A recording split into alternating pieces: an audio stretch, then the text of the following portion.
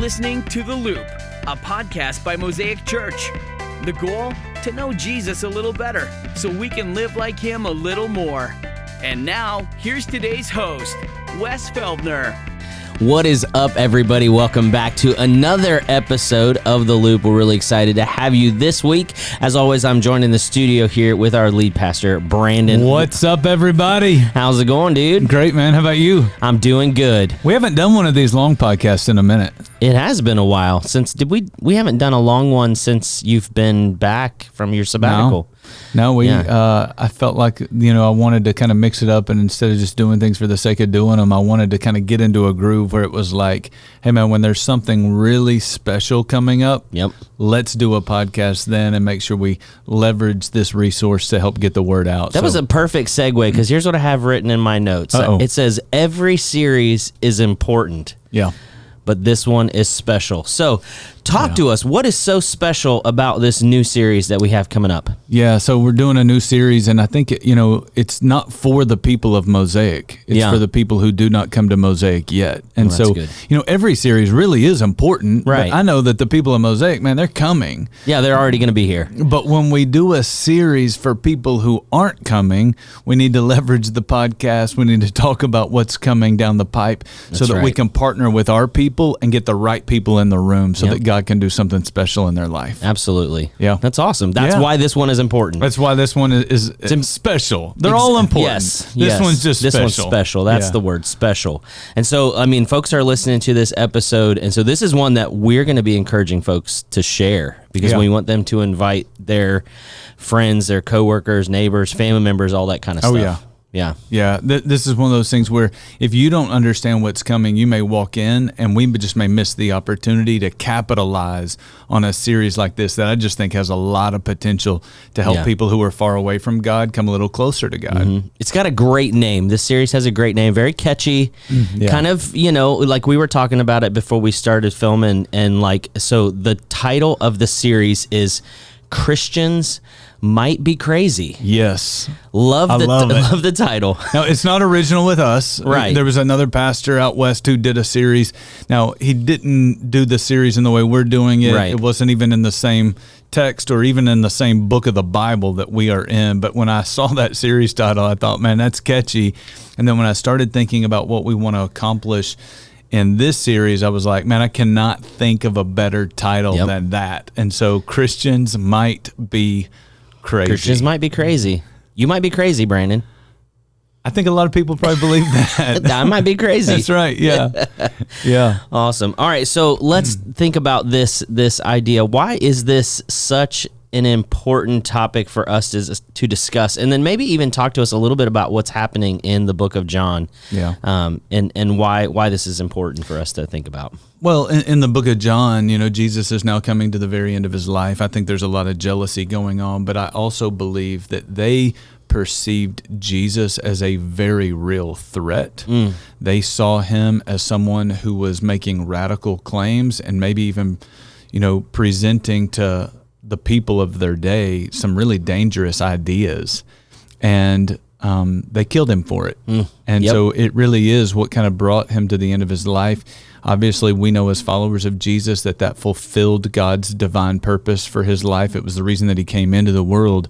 But what you're seeing in our world today is similar to what you're seeing in the text back then. Yeah. There are atheists who are out there, and they are telling the world that religion is the biggest problem in our world today. And so they point to, catastrophes and disasters comparable to 9/11. And they would go, see, that right there was done in the name of religion. That was done in the name of God. And if we're not careful, if we don't do something about this and put an end to this, then you're going to see these kinds of things continue. And so there's a real movement in our country to kind of take on the Christian community for things like hate speech. Sure. To try to, monitor what are they doing, what are they saying, how crazy are they, how dangerous are the ideas that they're perpetuating to their people. And so in some ways, it's very similar to what was happening in Jesus' day. It's what's happening in our world today. There's a lot of people in the world who are probably thinking, these people are crazy, maybe even dangerous. Wow. So what kind of things are we going to be discussing in this series? Like, how are you going to handle this series? Yeah, so I love it because Jesus made 3 statements in this section of John, and these 3 statements are all the kinds of statements where you're kind of going, really? I mean, it's out there. And so, I'll go ahead and kind of at least throw them out there for you. One of the statements that Jesus made is he said, I am the only way to the Father in heaven.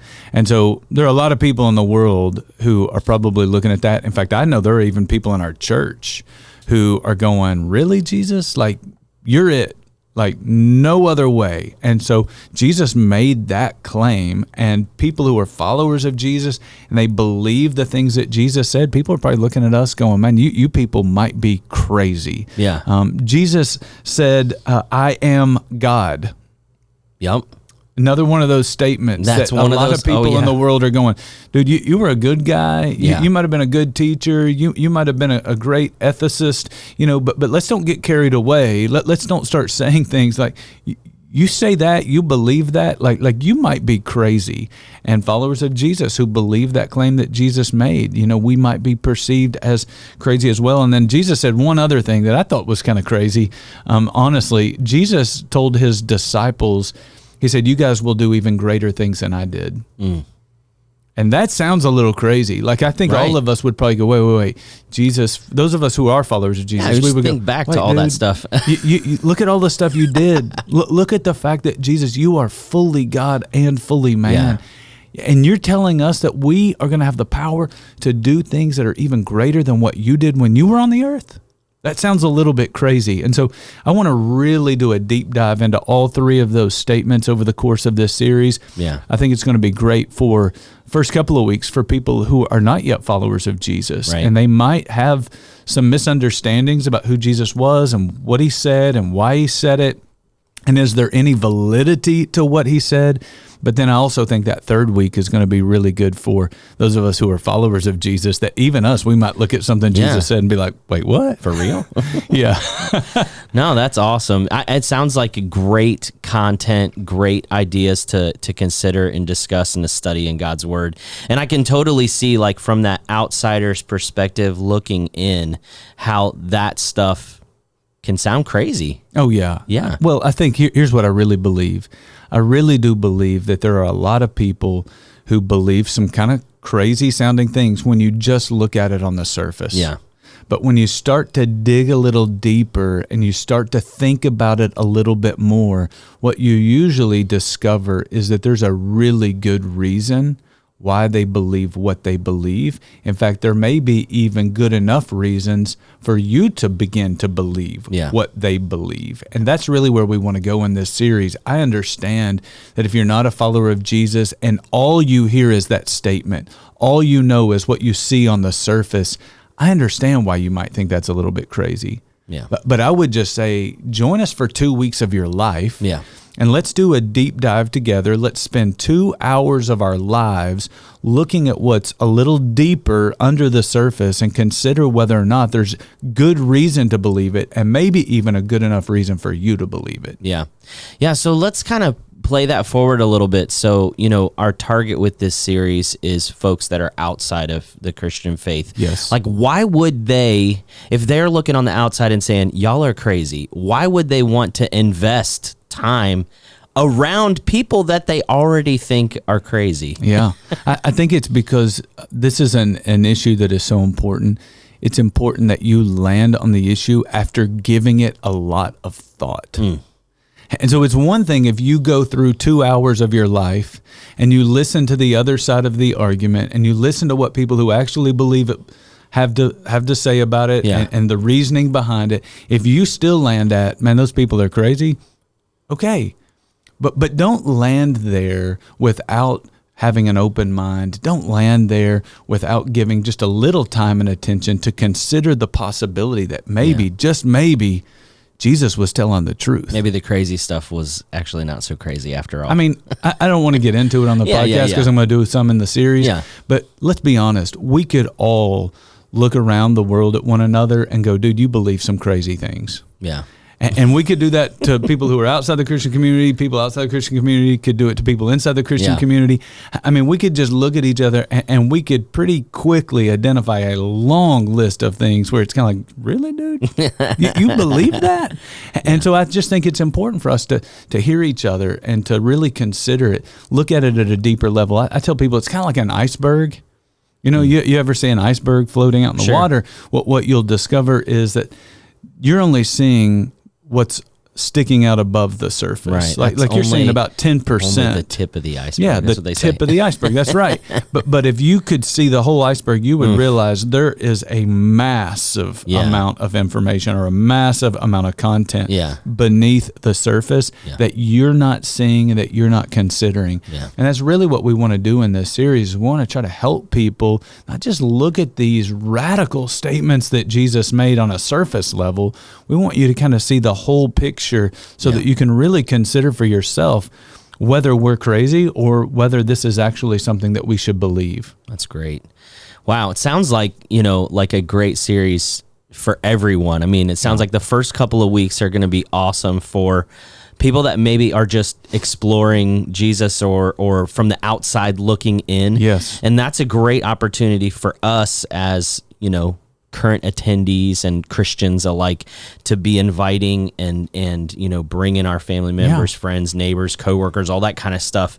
But then even that last week is going to have something very important to talk to specifically us believers. And so it sounds like it's going to be a great series every week. I think so, It's going to be powerful, it sounds like. Yeah, I would just say, there are a lot of people on the Mississippi Gulf Coast who don't go to church. Right. A lot of people on the Mississippi Gulf Coast who might be, to your words, they might be considering Jesus, but there might be a lot of people who are even skeptical or cynical about Christianity.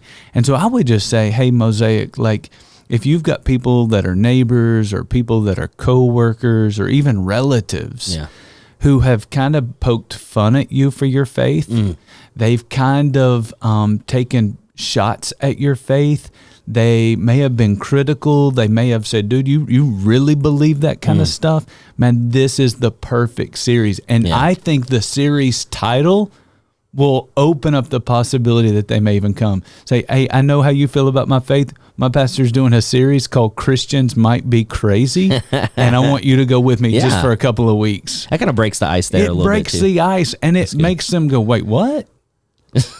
Like your pastor is doing a series and is admitting what I've been saying to you all along, and you want me to go? Yes, I want you to go to church with me for that. Yeah. And let's see what God does, man. Yeah. But I need people to know about it so that they can partner with us because that's our mission. I mean, we're always going after the people on the Mississippi Gulf Coast who don't know Jesus and they don't have a church home. And this is one of those strategic series where we can work together and hopefully reach a lot of people for Jesus. Yeah, we haven't done one of these in a while. That was specifically catered to people from the outside. The last one was Who Needs God? Yeah. We did that, I think, at the beginning in January. of the year. Yeah. And so it was and what I love about these kinds of series is they're just honest. Yeah. They're addressing the real questions that people have. Who needs God anymore? Or they're addressing the real thoughts that people have. Christians might be crazy. And so let's just be real. Let's be honest with each other. Let's address what's really going on up here and have the courage to talk about it and see where we land. I love it. Christians Might Be Crazy. Sounds like an awesome series for us. Thanks, Brandon, for spending some time today just kind of unpacking that a little bit, giving us a little bit of teaser about what we're going to be hearing. So make sure, first of all, if you're from Mosaic, you attend on a regular basis, make sure that you're inviting friends, family, coworkers, neighbors, folks that are on the outside looking in, or maybe folks that have even said to you, dude, you might be crazy. Those are the kind of folks that we would love to have for a couple hours here during this series. That's going to kick off this week. We've got a Thursday service at 7 o'clock, and we've got two options on Sunday at 9:30 and 11. We would love to see you. Any parting thoughts here, Brandon? No, I would just say, man, if you're going to invite people, pray for them. That's because good. At the end of the day, we're going to do our very best to help people understand Jesus and why he made some of the claims that he made. But at the end of the day, this is a hard issue. Yeah. And I think, God's got to go to work in someone's heart and in their mind. This is not something that we can talk people into. Right. This is something that God's going to have to do in their life, help them see him for who he really is and why this really does make sense. And so let's just not invite people, but let's be praying for those people as we prepare to see what God's going to do in this new series. Absolutely. We'll do that. Hey, join us this week as we kick off Christians Might Be Crazy. We will see you. Thanks again for joining us for today's episode. We'll see you next time. You've been listening to The Loop, a podcast by Mosaic Church. For more information, visit us online at mosaicgc.com.